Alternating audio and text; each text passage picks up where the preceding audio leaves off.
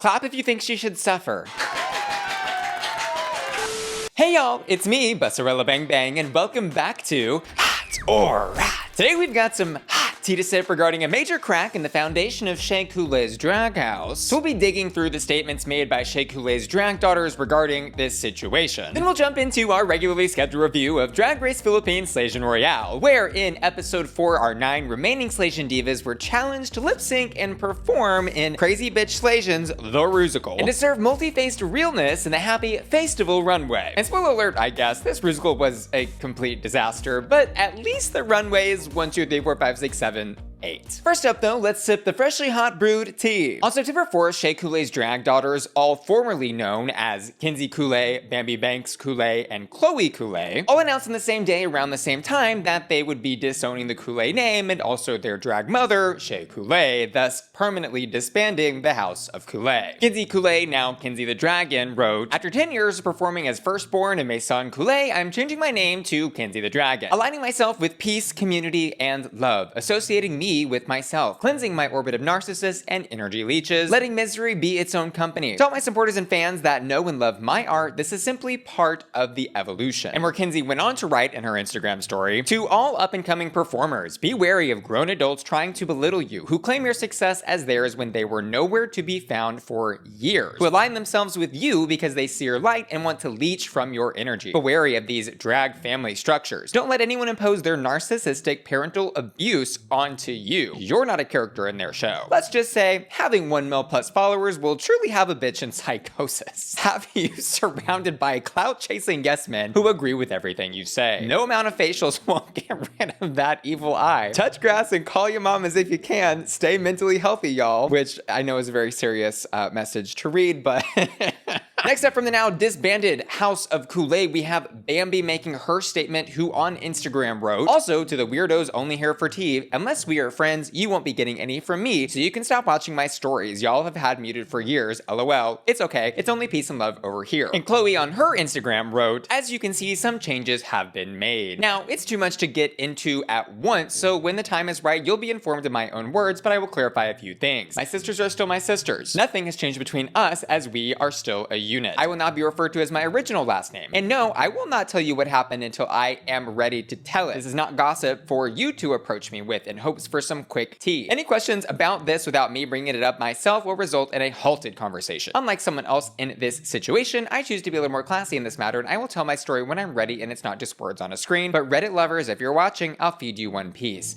Don't believe everything you see on TV. Remember, I've been behind that curtain for years. Talk to you soon, Khloe Park." And although Miss Khloe didn't jump into details in that first post, it wasn't until just one more day later that it seemed she was ready to open up. In a reel posted to her page, she wrote, "Let's see. You sat in my biological mother's face and lied to her before she passed away, making a promise you did not keep. You taught me zero as a drag parent, and you constantly put others above us because they kissed your ass more / fed your ego or had some kind of fame. But you're a quote good person who, quote, tried all they could." And so the plot thickens. And we'll see what Shea Coulee had to say about the situation here in just a second, but I have to comment, this is an absolutely crazy happening in the world of Drag Race drama. Like, for such a well-known and prominent figure of the Drag Race community, Shea Coulee, who is also a winner of RuPaul's Drag Race All-Stars, to be publicly disowned by not 1, not 2, but 3 drag daughters all at once on the same day at the same time in a joint disbandment is crazy. Like, girl houses are splitting, girls are gagging, the girls are fighting. And wouldn't we be so blessed to receive just one crumb of information from any one of them detailing an actual thing that happened? Yes, we would, but we do not have that yet. May I know the tea, please? Thank you in advance. Anyways, after this apparent fallout, Shea began posting quotes on her Instagram story, seemingly in response to the situation, where we see in one post a quote reading, "I used to tell myself, maybe they're going through something, but I realized I was too and never treated no one that way." Where we also see posted on her story another quote from Toni Morrison that says, "If you want to fly, you got to give up the shit that weighs you down." And we're in another story post, we see a quote reading, "This era is called keeping a good heart, but being more selective about who gets access to it." And we're in yet another Instagram story post. Shea Coulee posts a photo with something written on a piece of paper that says, "No revenge because the peace I gained was greater than what I lost." But will any of the disbanded drag daughters actually detail what happened in this fallout? I don't know. Will Shea Coulee actually say something of substance to address the situation? I don't know. But given they're all being so public about this this situation, I can't help but to imagine there will be more to come. Monet Exchange also poked fun at this situation over on her ex profile, where she wrote, "Well, Corey King and I are happy and living our best lives. Sorry to all the other girls/families." And this next piece is unrelated, but also kind of related because we were just talking about Corey King, but Corey King is about to get crazy on Cameo. I don't know if y'all saw this, but she apparently has obtained ownership of the infamous flamingo outfit worn by Elliott with two T's on the Drag Race runway. And she has posted a photo of the outfit to her ex profile side by side with Elliott wearing it, where she has written, "These cameos about to get ratchet," with link to her Cameo, where I'm guessing you can go book a cameo from Corey where she will be wearing this outfit. Like, y'all, that is a queen who knows how to move some mother tucking cameos. Oh my god. Which reminds me, if you're looking to see more of moi, you can DM me on Instagram and I'll send you my spicy link, where yes, there are thousands of satisfied customers. Click blink. And now into this week's episode of Drag Race Philippines Slaysian Royale, which begins with a little bit of lipstick drama from last week's elimination, where you'll remember Ivory Glaze was sent packing. We've also got Viñas Deluxe relishing in her second win, which was back-to-back with her first, and where we of course also have the gag of the season. Kitty Space reveals in an emotional moment with the rest of the queens that she had chosen Arizona Brandy's lipstick and not Ivory Glaze's. Which is kind of gaggy, but also not really. Kind of gaggy because yes, Kitty making this choice does fly in the face of eliminating by track record, but this choice was also not super gaggy because Ivory Glaze had alluded to the fact that she and Kitty had become very close, and so it was a feasible possibility that Kitty was going to save her had she won. The bigger gag perhaps in all of this though is that Kitty didn't have the foresight to attempt to create an alliance with Arizona. Like, what a power move that would have been by Kitty to create an alliance with Arizona there, and if I choose not to eliminate you, you must promise to not eliminate me in the future, which would have worked great for her regardless of if she won the lip sync or not. But I guess hindsight is 2020. Anyways, after Kitty reveals to the group she did indeed choose Arizona's lipstick, there's a palpable shift in the vibe. And Arizona Brandy's villain revenge origin story is born as she says to Kitty, "I will respect your choice, but this will be noted in the future." The next day in the workroom, the topic of how to proceed with the eliminations comes back up, and Arizona says to the group that she would choose to eliminate someone like, let's say Bernie, if her track record was bad enough to justify such an elimination, but also says that Kitty Space has now broken the rule of picking by track record, and so why should she play by these rules which have now been broken by other contestants? And so Kitty Space has here in effect that choosing Arizona's lipstick both ruined her relationship with Arizona, and also I think eliminated any shred of doubt left in our minds that any of the Philippines queens were going to even consider saving any of the international queens should an international versus Philippines queen elimination arise. For the mini challenge this episode, the girls play bingo, kind of. Basically, we see all the queens line up behind pit crew members they hope will be randomly chosen by Mama Pow dropping a bingo ball onto some pictures of their faces. And everyone but Siam and Suki lose instantly, and then after another round or two of bingo, Siam wins, granting her the ability to choose her role in the musical first. Plus, she also gets the ability to give a disadvantage to another one of queens in the cast, who she chooses to be Viñas Deluxe, who will now select her role in the musical last. Which brings us to the meat of the episode, where our challenge was, as a quick reminder, the Rusical, Crazy Bitch Slaysians, a pun on the movie Crazy Rich Asians. And the runway category is Happy Face-tival, where the queens must serve looks with more than one face. And now, y'all, I will be honest with you, this Rusical was bad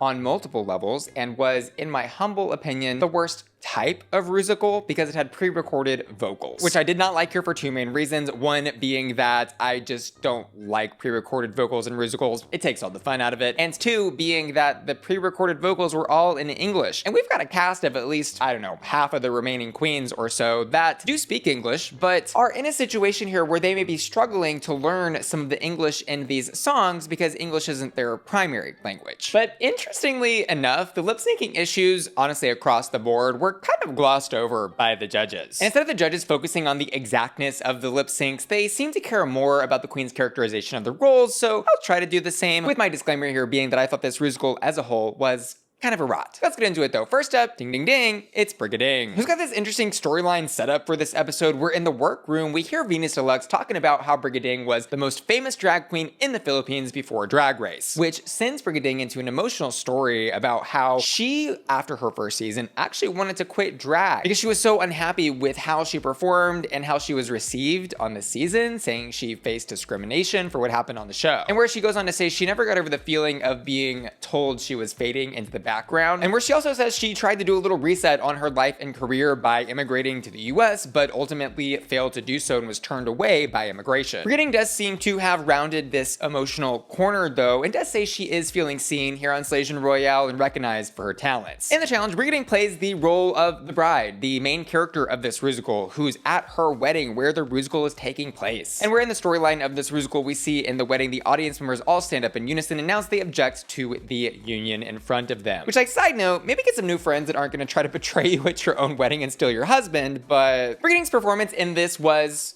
I thought, good, but not great. She was one of the queens I think that had a huge issue with the lyrics, and in her first number, there is hardly a moment where her lip sync is matched up to the audio that we are hearing in the Rusical track. She's missing words or just completely mouthing something different at almost every opportunity, and Miss Brigiding's lip sync here was a struggle bus, but to her credit, it does get a little bit better in her second closing number. I'll also say to her credit that she had a good characterization of her role, and as an example, there are some great shots of her reaction acting during moments where Suki doll is singing to her that she's not good enough and she's like crawling around on the floor acting pitiful. Because of the lyrical lip sync issues though in her performance, I'm just gonna leave this with like a safe hot. On the runway though, her look is phenomenal. She is giving us a two-sided weeping stone angel where the decoy comes out first and then she turns around to reveal herself in the very same stone angel drag, carrying some little angel babies. And Brigiding says this look is inspired by the iconography of the churches in the Philippines, and I've got to say the statue-esque execution of this is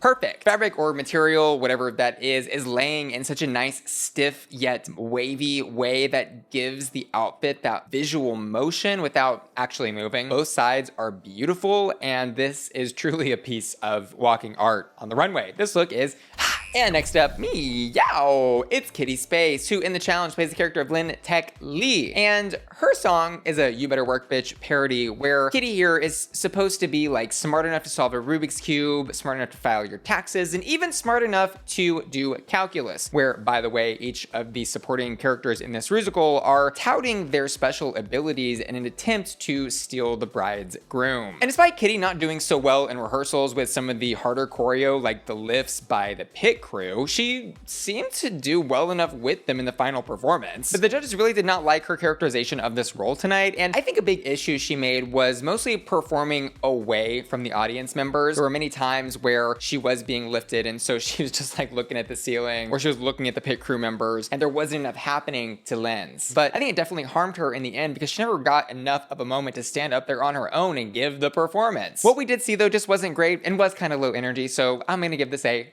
and over on the runway, Kitty Space says this look is inspired by the forest creature in France and says that it also represents her childhood where she and her two siblings used to go play in the snow in the forest. I definitely got snow forest demon alien creature from this, for sure. But I do think the execution of this is just a little messy. Like the branches, the feathers, the what is supposed to be snow on this outfit glued to her leg like pieces of applique, and the way she painted the two supporting faces, I don't know, it's all just very distracting to me. And I know part of the issue is that this outfit is all white and the stage lights on this franchise are horrendous for white looks. But there is also just like some sort of missing cohesive, coherent imagery in this. And because it's all so hodgepodge and mismatched, just not getting the vision completely that she wanted me to see. So I'm gonna give this look a and next up we've got Bernie, who in the workroom has the storyline setup of tired of being safe, because so far in this competition, as you'll remember, she has been safe, safe, safe. Unfortunately though, those 3 safe placements were not enough to light a fire under her ass necessarily, because her challenge performance was kind of flat. In the Rusical, she's playing the character of Doja Park, which is a Madonna Material Girl parody where her character is singing about being a viral influence and all the likes and views and comments she gets, and where as some sort of social media influencer or celebrity, she is thriving in a viral world. I've got sponsorships and collabs with brands of every kind. I've got a blue check on my profile and I didn't subscribe. Goals. Anyways, I do think actually there was maybe something here that could have been played with a little bit more by somebody else to bring some comedy into this performance, but Bernie just did not bring that. She was another queen who had issues, I think, with learning the lyrics, and then she just kind of looked like she was absent-mindedly just walking from blocking to blocking. She had the phone, she was there, but I was not inspired. I did not double tap the like button. I did not click like you should be doing right now. I did not hit subscribe. No, I did not. In fact, I unsubscribed. But you know what I did do? I DM'd Bussy Queen on Instagram to get his spicy link linked below. Anyways, this performance from Bernie, it was a fraud. But over on the runway, the torture continues. She is giving us a triple heat miser, hardly know her, fantasy, where at first I was very intrigued. Kind of giving troll doll, kind of giving stuck my finger in the electrical socket in hell. I don't know, kind of giving like volcanic deity. Like there are some interesting ideas here maybe, but the execution was rot. And all she really says about this look is that she wanted to go for a three-headed devil concept, but what I think really happened was she looked in her closet and saw this beautiful bodysuit and thought, how can I make this work for this runway? The mannequin heads are falling off. They look nothing like her signature drag as you might think they would, and they don't make sense with the outfit. I hate the hair, I hate the makeup. This look is a rot. And next up is the 48th state, Arizona, Brandy, who in the challenge plays the role of Chef Lee Sea Queen, which was not originally the role she thought she was going to get, because in the workroom, we actually saw her audition for the role of Dr. Tammy Tack against Yuhua, who ultimately won the audition and kind of forced Arizona into a role she didn't want, which she then later traded with Kitty Space, which again is like so gaggy because Kitty Space here was in a position of power. She could have made Arizona suffer, because remember, these two have a little bit of beef. Like Kitty Space just tried to eliminate her, and now she's helping her out. But will Arizona return the favor? Spoiler alert, no, she won't. Anyways, this character's thing in the Rusical is that she can cook. Let her cook. And y'all, Arizona is easily the best performer in this entire cast in this Rusical. She killed this, which is saying a lot for a Rusical that I generally did not like, but Arizona knew her lyrics, delivered them well with so much comedy and physicality in her body. And I didn't even think for a second that she didn't know the lyrics she was supposed to be lip syncing to. She took this performance seriously, added her own layers of Arizona craziness, and honestly cooked it. She cooked it up. It was hot. And over on the runway, Arizona says this look is the physical embodiment of how she feels when she's anxious, depressed, judging herself, sad, whatever, all the bad stuff. And is, I think, a beautifully haunting vision of emotions all wrapped up in a net of darkness. And for all the looks on the stage tonight, this one is kind of understated, but I think there's a power in the simplicity here because there was no ambiguity to what she was doing. The artistic message and delivery of this look was so clear and poignant that it made it one of my favorites on the stage. Great concept, great idea, great execution, and a pretty drag silhouette all in one package. Gag of the season. This look is hot. And next up, it's Kihanna, who in the Rusical has the character of Master Jackie Ho, whose number is basically a parody of Kung Fu fighting, and where she's kind of just running around the stage doing all these different like martial arts moves, which honestly, I thought looked pretty good. Like she nailed the physical embodiment of this character really well. But I will say for Kihanna, her lip syncing was a little weak. Like normally I think she's a bit better at that, but it was notably better than like, let's say Brigiding's this week. And although her number was short, I enjoyed what she did. And even like the kick at the end where she broke the board was believable enough. This was hot. Over on the runway though, Kihanna says she is inspired by The Substance, the movie with Demi Moore. And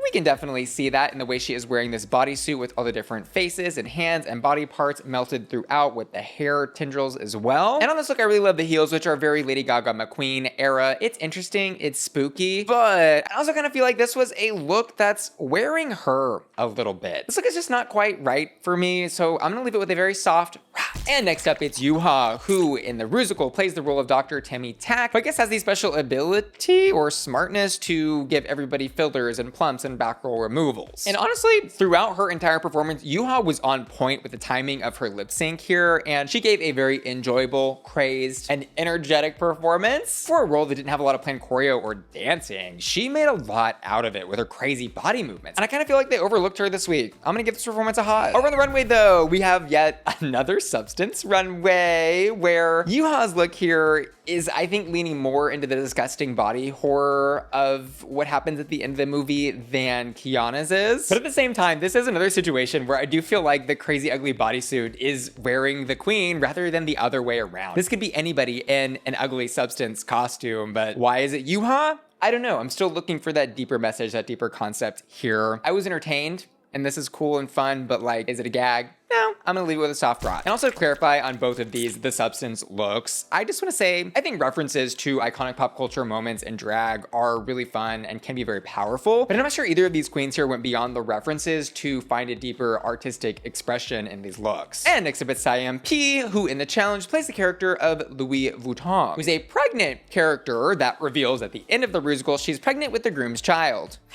And also whose pregnant belly gets knocked off by some nunchucks? Because why not? Anyways, this was actually, I think, one of the best written characters in the entire Rusical. This character had lots of funny lyrics, and it was an interesting plot twist device. Plus, she had the visual gag of being pregnant. Like, there was a lot to work with here, and Siam just kind of gave the flattest whatever delivery on the stage. She was there, but was she living the character? Was she in the moment? Was she feeling and breathing life into this? No. She wasn't. This was a rot. Now on the runway, the rough week for Siam continues. She turns the corner, and at first I was like, yes, queen, I'm gagging, I'm living, you better work. There's a lot going on. There's like an entire shrine on her shoulders. There are like multiple different deity heads on all the different sides of this shrine. From a distance, it all looks really good, but the closer she gets, the less of it I wanted to see. The details in the construction and execution of this look are bad. Some of the mannequin heads are just those white styrofoam heads that she's slapped some makeup on, and another one is falling out of the shrine completely. Plus it's very arts and craftsy. Things are falling off, things are wiggling, things are wobbling, and the cape, the gold, all of it's too chaotic. None of it's working together for me. This is gonna be an unholy rot. And next up we've got Suki doll, who in the challenge plays the character of Miss Shell Yo Mask, whose role in this Rusical is to sing to Brigiding's character that she's not good enough. And honestly, I think Suki actually had some of the best lip syncing in this entire cast. She was pretty exact with her lyrics. There really wasn't a lot of choreo to this role, which was striking because I think her outfit and the way she was lip syncing was supposed to do a lot for us, but I think she could have done more. There could have been a little more movement, a little more power and presence exerted in this role. But overall, I appreciated that she at least knew what she was lip syncing, so I'm gonna give this a safe high. Over on the runway though, buckle up. Ladies and gentlemen, theys and thems, z's and zers, wake it up for Suki doll, who did her mother tucking big one this week. Clap. Clap if you think Suki doll is amazing. Suki doll's outfit here is one of the finest pieces of art that I've ever seen on the Drag Race runway. This is mind-boggling, show-stopping, eleganza, extravaganza. Everything about this, the fabric used to construct the kimono robe, the different patterns, the colors, the way she has incorporated like the traditional tile roof into the hat of her look, which is resting on top of not only just her face, which is painted like a mask, but then surrounded by other different masks. And those extra tall Geta shoes she's wearing just complete this look in such a breathtaking way. This look it's burning up. It exploded. It broke the hot scale. We're now in the volcano and we are exploding into a volcanic hot. And next up it's Viñas Deluxe, who in the challenge plays the role of Sister Mary Grace, who starts off the Rusical in kind of a supporting role where she's officiating the ceremony between the bride and the groom. She also closes the Rusical with an ABBA Dancing Queen parody number where everyone else is sort of singing and celebrating the wedding, which is kind of distracting in the background, and where she is in the front of everything just going at it and dancing. I don't think a lot of what she was doing up here was choreographed. Like, I think it was just sort of her having fun. And so that was kind of weird, but it was entertaining. She knew the lyrics. It was a whatever ending to a whatever Rusical, and I think she did her best with what she had, so I'm gonna give this a safe hot. And over on the runway though, I have a serious disagreement with the judges, who say they don't think this look worked. I strongly disagree. Viñas comes out with this giant framed portrait painting of what is, I'm assuming, to be the many faces of Viñas Deluxe, like complete with entire wigs on top of these molded and sculpted faces. This thing is weird, it's crazy, it's cool, and then she ducks down to take the framing off of the portrait, which causes the portrait to lay beautifully on top of the white garment she's wearing in a sort of poncho fashion. And where we see completing the look, she's got the artistic palette as a fascinator. I know I wasn't totally sold on this look when she first hit the runway and was carrying that giant thing, but like the second this converted into wearable fashion, I gagged. And my patrons know it's true that I gagged because they were watching my reaction with me on patreon.com/BussyQueen, where you can catch my reactions to Slaysian Royale every single week. Click the link below to join and watch along with me. But yeah, this look is phenomenal. Like, she is serving. This is so fun. It's so cool. It's so creative. I don't see how the judges did not see what was so awesome about this. This look is hot. Which brings us to our placements this week, where our top two are announced as Arizona Brandy and Brigiding, which wasn't surprising considering the storyline narrative that was being built throughout the entire episode, but was surprising because I don't think Brigiding deserved a spot there in the top 2. Like, I don't know how the judges just collectively glossed over the fact that Brigiding did not know her lyrics. That didn't make any sense to me. And what I think more so was happening was the producers just wanted a time and place to tell her story, and so they decided that this week would be the week to do it because she had the main character role in the Rusical. And instead of Brigiding, I think Yuhua, Viñas, or Suki all maybe could have shared that top 2 spot, but Arizona was clearly a tier above the rest here in this one. And in the bottom 2 this week, we have Kitty Space and Bernie, which for the most part I think was a fine bottom 2. But I think maybe Siam should have been there in the bottom next to Bernie instead of Kitty. I don't know. It also could have just been Siam and Kitty. Over in Untucked though, we see the queens pleading their cases to stay, where we hear Kitty give an impassioned speech about this challenge, reminding her why she does drag. And Kitty also says here that for the first time ever on RuPaul's Drag Race, she enjoyed what she was doing, which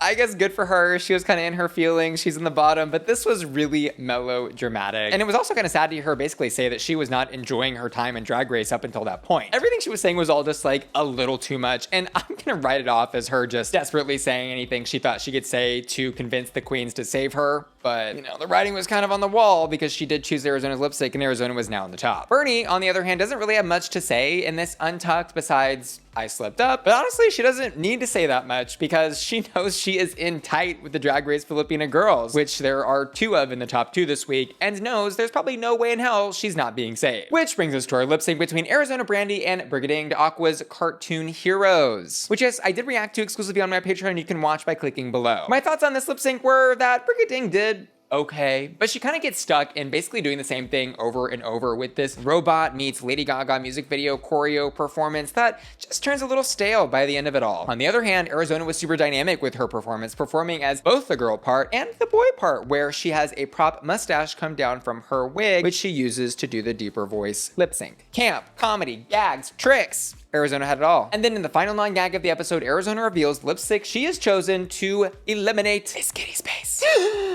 And so now for the 4th week in a row, we have yet another international queen pack-in. Like, honestly, it's kind of sad at this point because they all know like what is happening. They all know they're just gonna be sent home one by one. They are sitting there just waiting for their turn, essentially, while the Filipina girls just rip this competition to shreds, which is, like, to be clear, a compliment. They are killing it. International girls, yikes. As my final thoughts on this episode, I think it was certainly a choice to do a pre-recorded Rusical in English on a season where, like, half the cast is kind of just okay with English. And I think in future All-Stars or All-Stars adjacent seasons, they maybe just should skip the Rusical challenge if it's all gonna be in English and not everyone uses English as their primary language. The runways in this episode, though, were incredible. Like, some of the best of this season. Suki Doll's look is gonna haunt me in all the right ways for many more weeks to come. Like, that was phenomenal drag. And overall, I've got to say, I really enjoyed this episode, even though the challenge was a total chop. There's just something whimsical about this season that is enjoyable to watch. And I've also got this excitement brewing up underneath my cool, calm, and collected surface about this season that it's going to get cutthroat once all the international queens are gone and the Filipina girls have to start making some tough choices. But we still have 3 more international queens left, and I guess 3 more weeks until any of the Filipina girls have to eliminate each other. And it's for my hottest haunts this week. In the challenge, I'm going to give it to Arizona Brandy, and on the runway, Suki Doll. I also asked my patrons to vote on their hottest haunts, and this week they agree with moi. Of course, though, I'd love to know what y'all thought about everything down in the comments below. Don't forget to press like, don't forget to press subscribe, and don't forget to DM on Instagram my spicy link and join my Patreon to watch my exclusive reactions of Slaysian Royale. Finally, I want to give an extra special shout out to Ashton, Felicia, Laura, Matthew Burns, and who are all supporting my Bussy Queen collectors here at patreon.com. See you later. Love ya. Bye. The competition really is starting to heat up, isn't it?